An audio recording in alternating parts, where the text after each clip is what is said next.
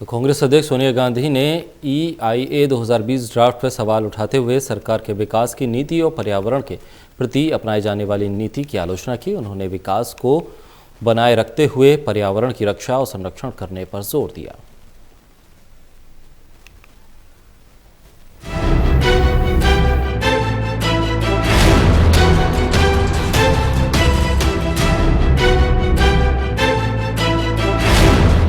केंद्र की मोदी सरकार द्वारा लाए गए पर्यावरण प्रभाव आकलन अर्थात EIA 2020 ड्राफ्ट की हर ओर आलोचना हो रही है। विपक्षी पार्टियों से लेकर पर्यावरण का मुद्दा उठाने वाले सामाजिक कार्यकर्ता भी इसका विरोध कर रहे हैं। अब कांग्रेस की अंतरिम अध्यक्ष सोनिया गांधी ने इस मसले पर एक लेख लिखा है, जिसमें उन्होंने मोदी सरकार की इस नीति की कड़ी आलोचना की है।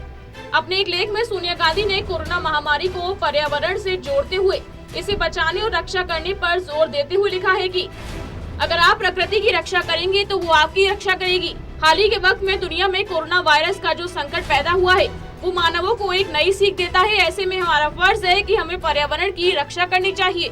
सोनिया गांधी ने विकास के लिए पर्यावरण की अनदेखी करने और उसे नुकसान पहुंचाने की आलोचना की है। उन्होंने सरकार के कार्यकाल में पर्यावरण की अनदेखी का आरोप लगाते हुए कहा कि पिछले 6 साल में सरकार का रिकॉर्ड ऐसा ही रहा है जिसमें पर्यावरण को लेकर रक्षा करने पर विचार नहीं है। आज दुनिया में इस मामले में हम काफी पीछे हैं। महामारी के कारण सरकार को विचार करना चाहिए था, लेकिन इसे अनदेखा किया जा रहा है। कांग्रेस अध्यक्ष ने सरकार पर निशाना साधते हुए कहा कि सरकार विपक्ष की अनदेखी कर रही है। उन्होंने कोयला खदानों EIA का नोटिफिकेशन पर किसी से राय नहीं लेने पर PM को कटघरे में खड़ा किया। सोनिया गांधी ने PM मोदी के गुजरात के CM के रूप में नरेंद्र मोदी के कार्यकाल को याद करते हुए कहा कि गुजरात के CM से लेकर अब तक नरेंद्र मोदी का ट्रैक रिकॉर्ड पर्यावरण को लेकर खराब रहा है। अभी सरकार ईज ऑफ डूइंग बिजनेस के नाम पर नियमों की धज्जियां उड़ा रही है। इससे पहले राहुल गांधी EIA 2020 ड्राफ्ट पर सवाल खड़े कर चुके हैं और इस ड्राफ्ट को लूट ऑफ नेशन करार दिया। इस ड्राफ्ट नॉमिनेशन में आखिर ऐसा क्या है जिसे लेकर इतना विरोध शुरू हो गया है? इस मसौदे में 4-5 प्रावधान ऐसे हैं जिन्हें लेकर पर्यावरणविद और कार्यकर्ता चिंता जता रही हैं। इसकी आलोचना करने वालों के मुताबिक B1 और B2 कैटेगरी में आने वाली परियोजनाओं के लिए आम लोगों की राय से जुड़े हुए नियमों को काफी लचीला बना दिया गया है।